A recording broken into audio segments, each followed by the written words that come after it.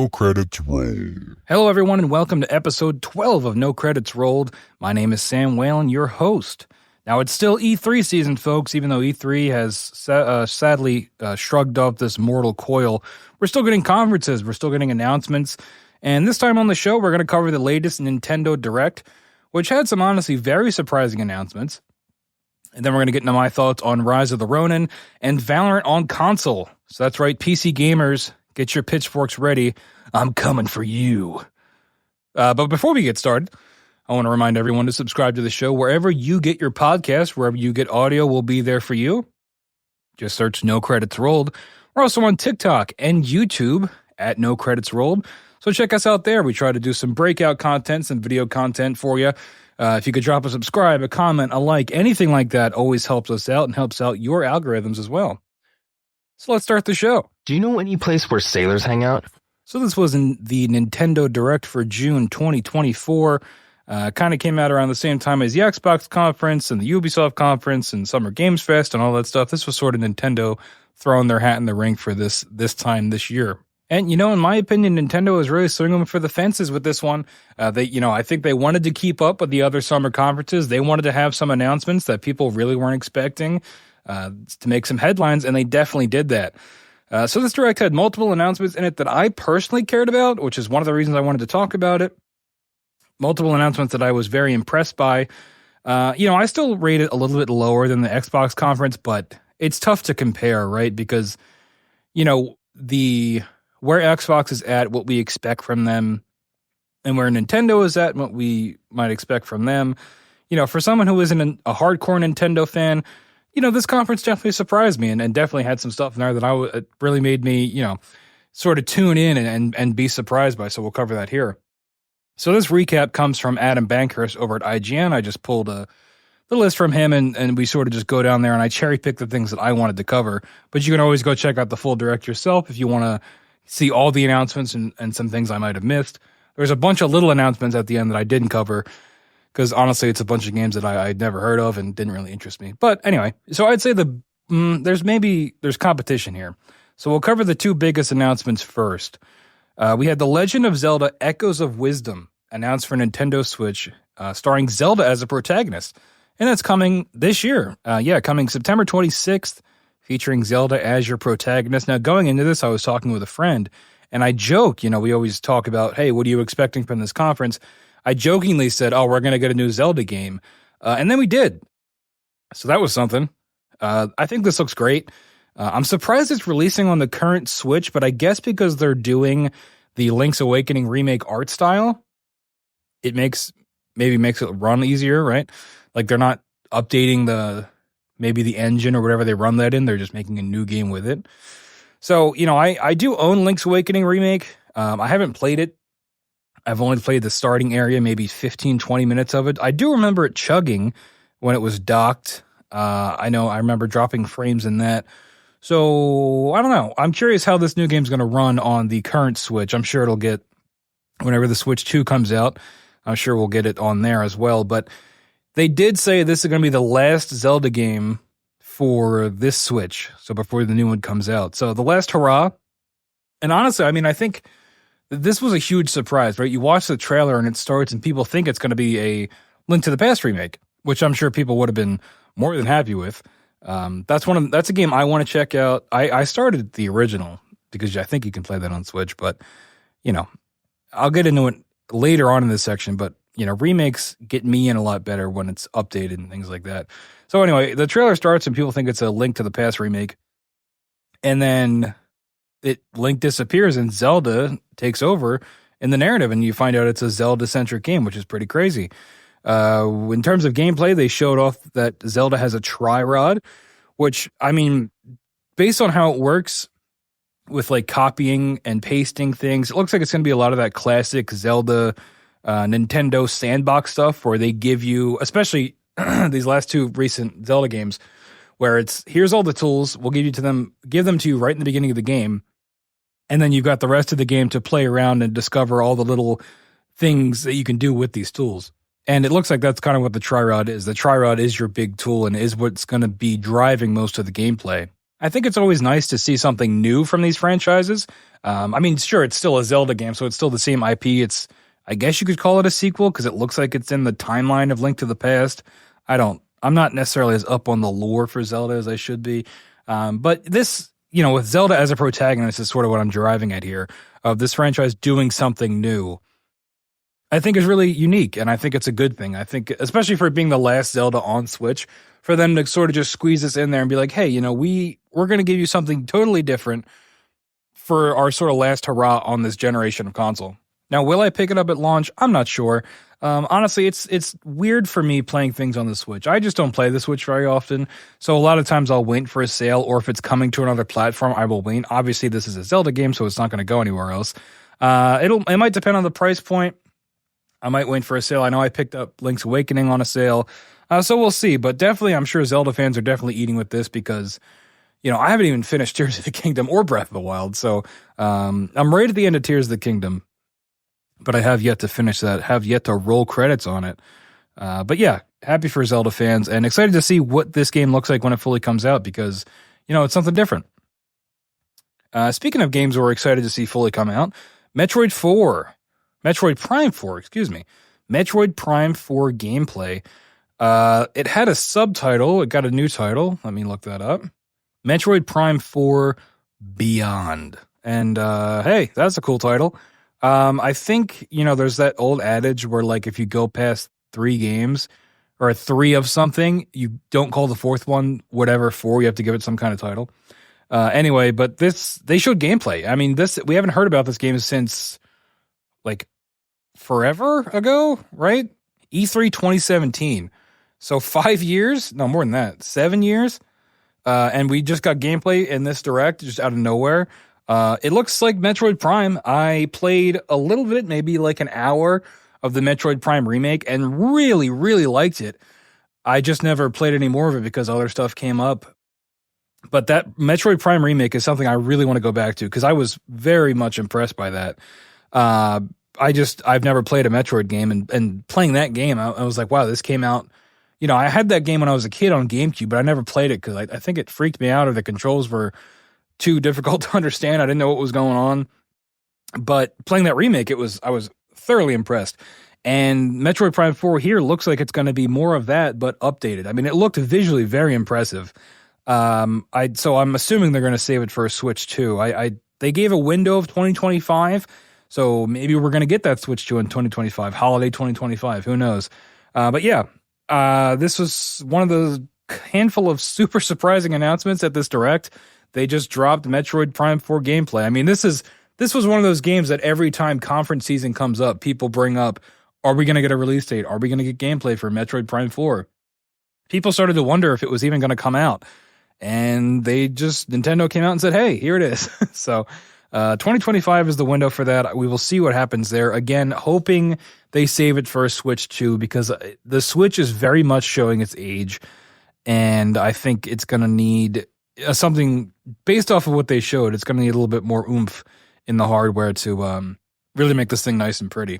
All right, so next I want to cover, we had Dragon Quest 3, which then turned into Dragon Quest 1 and 2, the 2D, 3D remakes. I've never played a Dragon Quest game in my life. I think the only thing I know about, actually, that's not true. I played like 5 minutes of whatever one came to Games Pass just because it was there. It was all right, it didn't really blow me away. But like I said, I played very little of it. It just didn't really capture me. And I played as the guy or the hero in Smash Brothers when that released. So that's all of my knowledge of Dragon Quest. But these 2D, 3D remakes are very appealing to me. I played Octopath Traveler 1, and I started 2 because that came to Games Pass recently. And, I like those games. Never finished one, of course, because it's kind of the whole concept of the show that I don't finish games, but I play too many of them. But I really like that 2D, 3D art style. I think it works very well, especially for these kind of games. I think it's a great job. It does a great job of letting you have that retro feel, like the sprites, right? The retro pixel sprites. I think it fits very well when you're interpreting or being inspired by classic games like Dragon Quest. So, I might pick this up at launch. It looked pretty cool.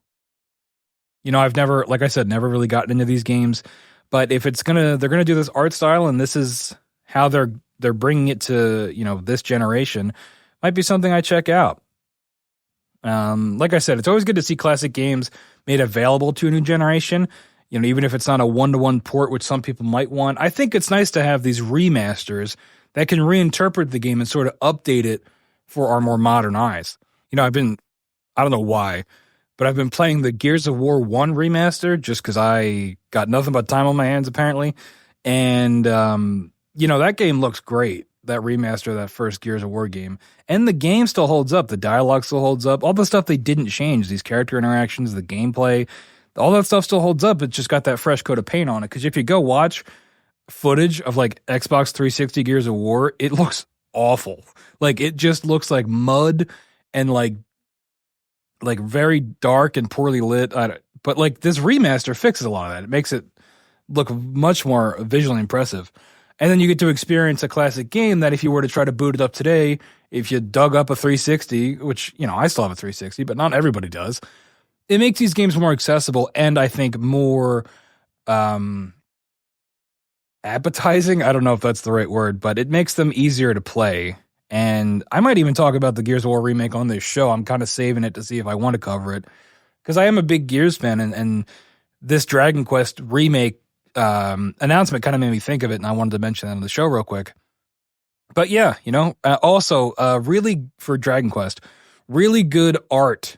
They revealed it with the announcement, this like key art, and they showed 3, and then they played like that Dragon Quest sound, like the theme. You guys know it probably if you're a Dragon Quest fan. And then they showed the other 2 games are coming too, and the very cool art. I mean, I just wanted to shout out the art. I thought it looked cool. Anyway, next game, we have Donkey Kong Country Returns HD, which, if you look it up, HD is kind of a stretch, but that arrives on Switch in January 2025. I've never played a Donkey Kong game, but Diddy Kong is my main man. I love that little guy. He's my favorite character in Smash. I like monkeys in general. They're my favorite animal. So Diddy Kong, I've loved him ever since he was a kid. He also has guns and a jetpack, which I thought was cool when I was younger. Nothing against Donkey Kong, just something about Diddy Kong I've always just found very appealing. But I've never actually played a Donkey Kong game. So, might jump in with this one. It looks like a great time, and I know people, I don't know if this game is beloved, but most of the Donkey Kong games are very beloved. It is a port. It looks pretty rough. If you watch the reveal of it, it looks like they literally just took the game from when it came out and just kind of put it on Switch. And I read this today. I was actually doing the show notes right before I recorded. Turns out this bad boy is going to cost a full $60, which is tough. I definitely will not be picking this one up at launch. $60, right? That's Nintendo. Nintendo knows what they got, and they know that the majority of people are going to pay for it. Hey, it's good that people can now play this game on Switch. It's good that, Nintendo gets a lot of flack for all their ports. And while they can be egregious, right, in terms of price point, I think having all these games available on a system that everybody can buy is a good thing, right? Like, not everybody has a GameCube, or not everybody knows or wants to emulate things. So, like, having all this stuff ported onto one, and the Switch is portable, which is another plus. But, aside from the price points, which is, bad, right, because Nintendo wants to rake us over the coals for stuff that they have on a flash drive, I think there are benefits to it other than just, well, the benefit, I think, is having these games available. The downside is they're going to charge you an arm and a leg for it because they know people are going to buy them. Speaking of sort of ports, this was a pretty big announcement for fighting game people. Marvel vs. Capcom Fighting Collection, Arcade Classics, is bringing 7 beloved games to the Switch. So, as someone who really wants to be good at fighting games but isn't, I also loved Marvel vs. Capcom 2 as a kid. This was a pretty big announcement. It's kind of crazy. This was just in a direct, like just kind of dropped in, not at Evo. This was insane. If you watch, go look up Maximilian Dude's reaction to understand how big of a deal this was for the fighting game community. I don't really consider myself a part of that because I don't really get it like those guys do. But if you watch Max's reaction, it's very wholesome, and you can kind of see the gravity of this announcement for the people in the FGC. And I'll sort of paraphrase him here a little bit. Like, Marvel vs. Capcom 2 is like one of the most popular games of all time. Like, people who don't even like fighting games, like, or are good at fighting games like myself that aren't good at them, consider MVC2 like one of their favorites. And you couldn't really play it anywhere, right? Like, you'd have to get the emulators. And now that it's just coming to Switch and not Xbox, Switch and PlayStation, no Xbox, unfortunately. But now that it's finally available, I think that's a pretty big deal. Plus, you're getting 6 other games. Obviously, the big headline, the banner one is MVC2, but I've never played any of the other games in this collection. Like, I want to play Children of the Atom. I forget the titles of the other ones, but like, there's something about the art style of these games. And for the record, I'm coming to these games for the Marvel side of things. Street Fighter and Capcom is fine. I don't really have much of an investment in many Capcom characters, but Marvel, I love the designs of these characters in, Marvel vs. Capcom. And, that I think that game is a lot of the reason why I love the X-Men today so much. Like the X-Men animated series, now X-Men 97 and Marvel vs. Capcom 2, I think played a lot into why I love the X-Men so much. So I'm really excited to play the other games in this collection and kind of get a feel for them and to kind of just experience these games as they were when they came out. And since X-Men 97, I've been dying to play a new X-Men game or some kind of X-Men game. So getting Marvel vs. Capcom 2 back and then all these other games to explore, pretty cool. And definitely looking forward to it. And I think coming to Switch is a great idea because then people can take it on the go. You can have tournaments wherever you want. I think in the announcement, they said online is going to have full rollback netcode and stuff, which I know is a very big deal. Online play, all that stuff. I'll definitely be jumping in day one for that. 7 beloved arcade classics coming to Switch courtesy of this Nintendo Direct. Pretty big deal. So what else we got? Oh, we have Tales of the Shire, a Lord of the Rings game, lets you live a peaceful life as a hobbit. So this game's a little weird. I knew this was announced, but I didn't know like what the deal with it was, like in terms of when it was coming out or where it was coming out. It looks a little rough. It definitely looks a little rough. I mean, the people in charge of the Lord of the Rings IP, they clearly want to just squeeze as much money as possible out of it. I mean, at least this is somewhat creative, right? It's like, it's a game that isn't like Gollum or like, there was a dwarf game that came out that like, I don't even think anybody knew about. But this, I think this is a good idea on paper, right? A cozy game, an Animal Crossing type game where you're a hobbit in the Shire. Great. That works great on paper. In execution, what is it going to be like? How is it going to play? Is it going to be fun? Is it going to run well? We'll have to wait and see. I'll definitely wait to see what the reviews are like for this, but I'm down to try it, right? Depending on the price as well. Disney Dreamlight Valley is one that I've been coming back to recently. Every couple weeks I jump in there and do some things. It's a nice, it's a relaxing game. If you don't want to jump on, Apex and get destroyed or something competitive, you just want to kind of turn your brain off and, tend to your farm or talk to your favorite Disney characters. That's kind of what I do in that game. It's just nice to kind of relax every once in a while with a game. And if I could do that Lord of the Rings, I'm down. I think they showed Gandalf in the trailer because you gotta. I hope they use the music if they're allowed to. I don't know. The rights for Lord of the Rings are like all over the place. But if they can use the music, that's going to make it, that's going to elevate it because that music is like some of the best music you'll ever hear in your life. So if they can just use the Shire theme, immediately a 10 out of 10. But yeah, we'll have to wait and see about that one. This next one was kind of weird, but another one of those things where when you see it, you go, wow, I can't believe no one ever made this. Looney Tunes, Wacky World of Sports. IGN says it looks like a zany good time. But this looks like NBA Jam, but with Looney Tunes. So like a Space Jam game. I can't believe this took this long to make. I wonder how it'll play. I did play a lot of NBA Jam, but I played it on mobile. This was back in the day when like I had an iPod or iPhone, one of them, for the first time. You can get a lot of these full games on there. You used to be able to, like I used to play COD Zombies on there. And NBA Jam was one of the games that I would play on my phone. So, not quite the NBA Jam story that most people have with the beloved sports game. But having that with the Looney Tunes characters is great. I think that's a great idea.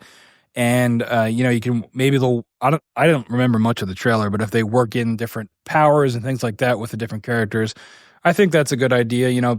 If this is under $20, that would be ideal. And pick it up with friends, play with friends. NBA Jam, that kind of game I think is always going to be fun, especially for people like myself that are just awful at 2K and don't understand it. I think something a little bit easier and a little bit more accessible like this is a little bit more my speed, and maybe other people's too. But that was actually the last announcement I had for the Nintendo Direct. What were some of your favorite announcements? There were a lot of quick ones I missed or didn't cover in this because I didn't really know about them. But if there was something that jumped out at you, let me know in a comment. And how would you rate this compared to the other conferences? Like I said, I would put it definitely below Xbox. But for a Nintendo Direct, I kind of go into these with no expectations. And when I get multiple things that surprise me, I give that a pretty high review, a pretty high grade. So we're going to take a quick break. And when we come back, I will be giving my thoughts on Rise of the Ronin and console Valorant. You're listening to No Credits Rolled.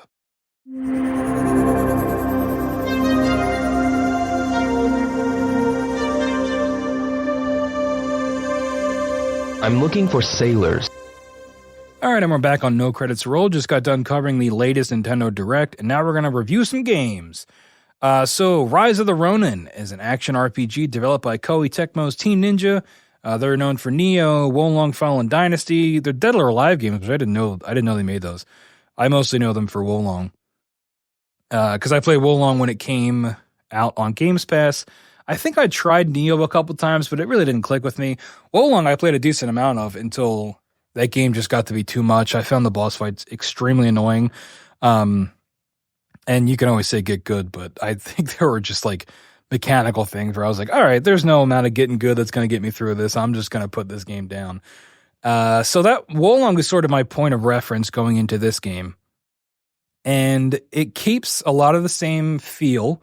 It keeps like the Souls-like combat that was in Wolong and Neo also. And then they put it into an open world RPG. I would compare it to like an Assassin's Creed, because that was what I kept thinking of when I was playing it. So I really, I don't want to be super negative, but man, is this game boring. I really wanted to like this game. I gave it multiple attempts trying to just sort of brute force my way through the story and to unlock more mechanics and new characters and stuff. But after a while, I kind of just had to give up, honestly. It just was really boring. The combat is the combat is the biggest thing this game has going for it, right? It's the standout because this is what this team does well with Wolong and Neo. But it's also basically all you're doing. Every single mission that I did in maybe the, 15 to 20 hours I played, maybe less, maybe like 10 to 15, somewhere in that range. I could check my game clock, but I'm not going to do that. Every mission seemed to be go here, kill guys, right? Sometimes you fight a boss, which is like usually a 1v1, or in story missions, you get more cinematic boss fights that are akin to something you see in Wolong, where you get like a cutscene in the beginning and then you fight, and there's different mechanics and things like that. But like, there's so much combat in this game, and there's like nothing else. There's stealth mechanics, but it's like baby's first stealth, where you sneak up on a guy and you can one-shot him. Unless you don't do enough damage, then you just do a bunch of his health. There's cool takedowns, like you can unlock an ability where there's a very lengthy RPG skill point system that I didn't get super far into because you need a lot of points, and I didn't do it. But like you can get a takedown where you use your grappling hook to grapple a guy up off the ground and like snap his neck, which is fine. But like, I don't know. There's so much about this game that I feel like has either been done before in games like Assassin's Creed or done better in games like, Ghost of Tsushima and stuff, that there's really nothing in this game that makes it stand out for me to make me want to keep playing it. It just felt very vanilla and very bland. Now the combat is fun for a while, right? They do I think Neo had this where there's different stances. So it's like rock, paper, scissors fighting enemies where certain stances work better against other stances. And, they tell you if it's a blue arrow, you're doing the right stance. If it's a red arrow, you're not. And then you switch it and then you just kill them. It feels very samey after a while. There are cool executions, right? You can break enemy stagger bars and then get cool executions off. It's still got that Team Ninja feel that people like, that I enjoyed in Wolong, but again, eventually got bored of. There isn't a whole lot of enemy variety, right? I mean, there's, at least in my time that I played, maybe things changed down the line. There's spear guys, there's shield guys, there's sword guys. If you've played Ghost of Tsushima, it's very similar enemy types. The boss enemies, there's definitely a variety because a lot of the big, like, tentpole checkmark bosses have their own mechanics, so those are fun. Except for one, the one I did, you have to fight like your blade twin, and that first fight is like super aggravating. But I got through it, so I'm proud of myself for that. But anyway, yeah, I just found so many of the missions to be so samey in terms of the combat. There's a bond mechanic similar to like a Persona or like a dragon kind of, where you can increase your bond with these different companions, and then you can do companion missions to further increase that bond. And I thought that was okay. I found some of the characters to be somewhat interesting. It's like in that time period where Japan and other countries are sort of meeting for the first time. So you've got American, I think they're either American or English, I don't remember. Influences, probably English, right? Like historically wise. I watched like 4 episodes of Shogun, so that's kind of all I'm going off of. I need to go back and finish that show. But there's like those people you can interact with, and they're like a whole different faction of enemies, but they still function the same. They still got swords, and instead of bow and arrows, they have guns. And instead of being like big guys with clubs, they're like really funny.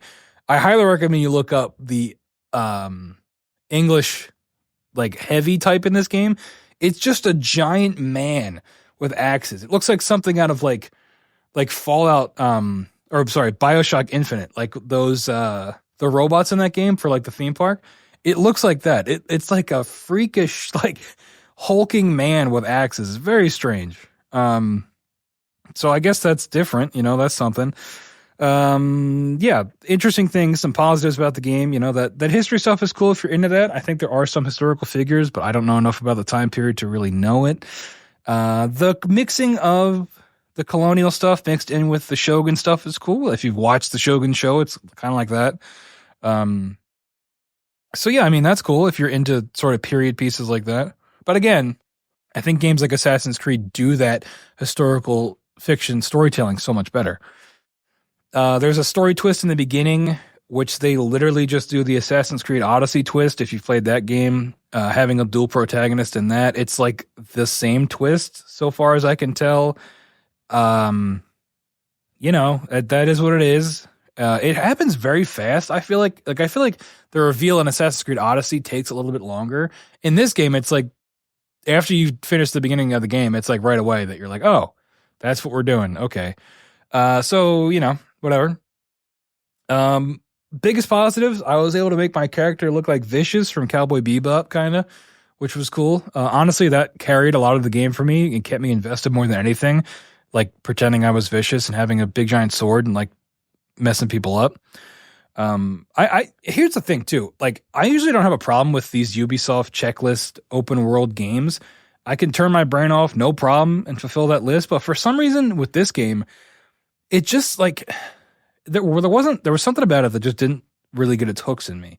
And just for fun, I booted up Assassin's Creed Mirage last night to sort of get a feel for what modern AC feels like before Shadows comes out in a couple months. And the polish of that game, I talk a lot of smack on Valhalla because I really did like that game. But even still, like the polish of that game, I think is what helps me stay with it, right? Like doing parkour, like Assassin's Creed Mirage, I have yet to finish it, but it's like, it's pretty mid for an Assassin's Creed game. But the feeling of doing the parkour and stuff and the way that story sort of, or not the story, but the way that world immerses you in it, I think is just done so much better in an Assassin's Creed game than it is here. And like there is traversal mechanics in Rise of the Ronin. You get like a Breath of the Wild type glider, so that's cool. But you don't ever feel fast in it. You can't do like the Batman Arkham like dive and come up to go fast. There's like you just go in a straight line until you run out of stamina and then you fall. It's kind of boring. What else? Oh, you get a grappling hook in Rise of the Ronin, so you can grapple up to different things, but you can only grapple on certain points. So it's like another thing where it's like, okay, well, this could be cool, but then it all ends up being kind of boring. I'm being pretty negative here, but I've never been this bored by a game in a while, which is kind of crazy. Because I ask my friends, I play all kinds of garbage that keep like I played. I've talked about it before. I played a lot of Avengers, and that is the epitome of turn your brain off gameplay. But like I still play that game, and this something about this game just did not work for me, which I found pretty surprising, honestly, because I thought I'd be able to at least finish the story. But hey, if you like open world games, this is one you could try. If you like Team Ninja games and their kind of combat, you're going to get a ton of that, so you could check it out. And if you like this time period, right, because I think it is a good, well, I don't know about historically accurate, but it shows this time period, which not a lot of games cover. So, you could check it out if you're into that too. But otherwise, I would honestly say you can skip this one. I just think it, when it came out, it was sort of dogged for being middle of the road, boring.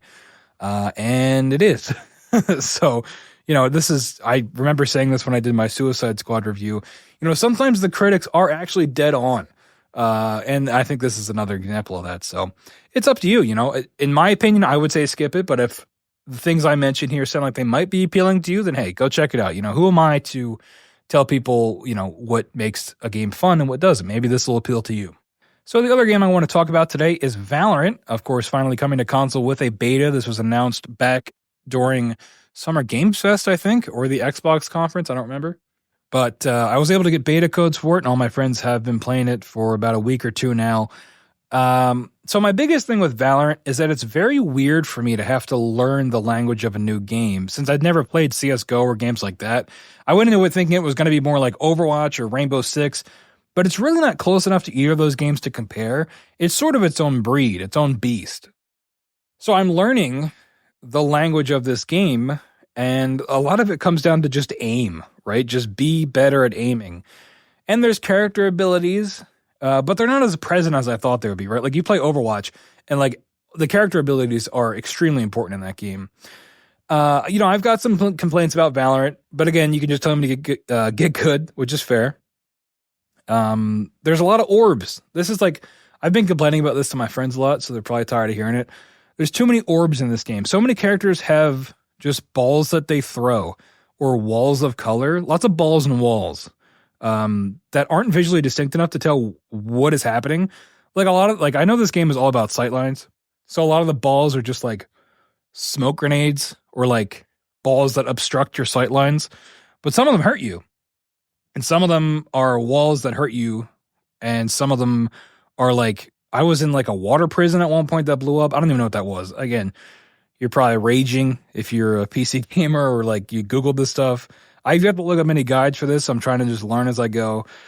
But like when everyone's just chucking ball at each other, I think it can get a little confusing. There's a lot of like status effects that you can get hit with, a lot of flashbangs, and the flashbang, the way they show it in this game is really disorienting. It's not just like a screen that turns white. It's like a point on your screen that then emanates out and like covers your whole vision, which is unique. I wish the abilities were more distinct and able to tell who does what. And maybe that's not the point, right? Maybe it's just supposed to be, okay, we all kind of do sort of similar stuff in terms of obscuring sightlines. I don't know. It is what it is. Again, I got to get good. I got to lock in. This isn't really a complaint, but I think the characters look way better in their art illustrations than they do in the game. I was sort of let down by the character designs for the most part in game, but after matches, you get this like cool art of all the characters, and they look great in that. And I went into this game thinking that because I know Riot does League, stuff like that. Like I thought they were known for their super cool character designs. Maybe they are. I haven't really played a whole lot of League. But just overall, I felt that I was kind of let down by the designs of characters in this game. I picked Breach because I thought he looked the coolest for my character token. Now, I know because of how this game works, everybody kind of has to be the same hitbox. You can't have like an Overwatch situation where you've got like a Reinhardt up against a Tracer. Like everybody has to be the same size. So that probably limits them a little bit. But yeah, again, I think my expectations were just too high for this game going into it because of how sort of praised it is. And it's praised rightfully so. I just think I went in with the wrong impressions. It's not a Valorant thing. It's a me thing. What else we got? I don't like the maps. I know I'm just complaining more. I think the maps are pretty lame. Again, everything goes back to sightlines here, But I keep making these comparisons to Overwatch. I think the Overwatch maps are one of the things Overwatch, not the design in terms of gameplay, but the design in terms of like feel and attention to detail and like capturing the feel of whatever location it's set in. There was like I couldn't tell you the different maps in Valorant, really. Two of them are very similar. And it's just, again, I went in with different expectations, and that's not really what this game is about. This game is about, clicking heads, right? And not necessarily can I hit a beer bottle on a table and break it. But hey, different strokes for different folks, I think. I do wish there were more guns. Everybody ends up using the same 4, I feel like. But hey, people want to win, and if those 4 guns are good, then why use anything else, right? A closer comparison is Rainbow Six Siege, but there are, I think, a wider variety of guns in that game. It's not just, use the Vandal because it's the best gun, or use the Ghost because it's the best handgun. I don't know. I just think I wish there was a little bit more variety in that, because then it's like, well, everybody's using the same guns, and there really isn't like that X factor. But hey, that's enough complaining from me. Some positives. I think kills are satisfying to get. You feel like a real gamer. It does the Call of Duty thing I love, where stuff pops up on your screen and you get feedback for kills. Love that. Always a sucker for that. I like the music quite a bit. I think it really adds to the tension of close matches. I've talked about Siege before, and when that music kicks in with a tense diffuse situation or plant situation, I think it can really add to a match. And Valorant does the exact same thing. There's cool like techno music. It's like you're in the Matrix. So the music is great.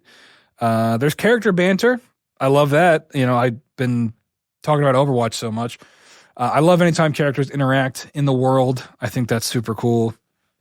Again, not a gameplay thing, but I think for me, it just kind of contributes to the overall experience. What else I got? Oh, all the guns, even though I complain there aren't enough of them, I think they all look great, especially the shotguns. Like, I think the shotguns look super cool, but even though they suck, and again, from what I've played, I think all the guns look pretty great. And I think they kind of knocked it out of the park with those designs. So I understand why this game is so big on PC, right? I mean, the whole thing is about aiming and shooting, and that's like the number one thing you can do on a PC effectively and quickly and to the level of like a pro gamer. And it's, it's under rotation still on console. I don't know how long this beta goes for, but it's nice to have a new game in our rotation, and it's nice to have these competitive games where we can pop off every once in a while and get that dopamine hit. So yeah, it's in our rotation on console with me and my friends. We'll see if it stays there, but I'm glad to have played it. I'm glad I'm experiencing this game. This was one that I've wanted to play for a while, good or bad. And it's nice that I'm finally able to now that it's coming to console. So I think that is a plus overall, despite my criticisms, is that more people can now play this game. But what do you think? Are you play Valorant? What's up? You like Valorant? You a fan of Valorant? Let me know. Anyway, that's actually all we got for episode 12 of No Credits Rolled. I want to thank you so much for listening. If you've made it this far, you can always email questions or comments to nocreditsrolled@gmail.com. Call in and leave us a voicemail. We do have a phone line, 856-209-0713. We might just play it on the air. Make sure to subscribe to No Credits Rolled on Spotify, Apple Podcasts, anywhere you get your podcast. And if you're feeling generous, you can check out the Patreon. Just search No Credits Rolled. We've got different tiers that you can subscribe to there, where you can tell me when I should be playing. Anyway, that's all I got. I'll see you next time on No Credits Rolled.